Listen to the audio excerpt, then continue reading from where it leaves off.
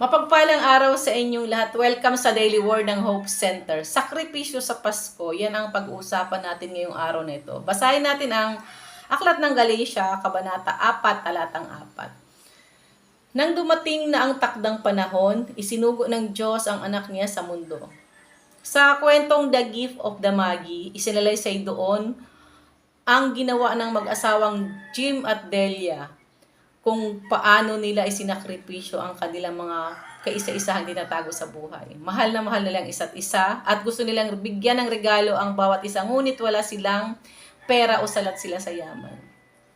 Ang ginawa ni Jim, ibinenta niya ang kanya kaisa-isang relo upang ibili ng suklay si Delia. Ngunit si Delia naman ay ibinenta ang kanyang buhok upang maibili ng kwintas ang relos ni Jim.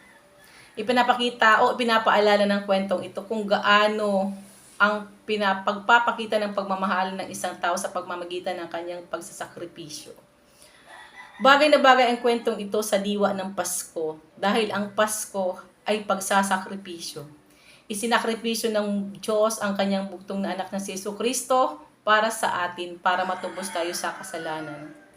Bago pa isinilang si Jesus, plano na ng Diyos na papuntahin dito sa mundo si Jesus upang tayo ay mailigtas sa tiyak na kaparusahan at tiyak na kamatayan.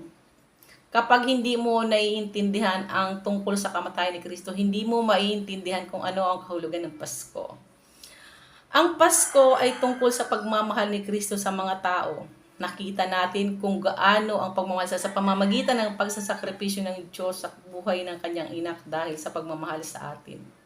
Ang mahalagang katotohanan ng Kristyanismo ay inisip ng Diyos kung gaano tayo kahalaga at isinakripisyo niya ang kanyang bugtong na anak para sa atin. Mapagpalang araw sa inyong lahat.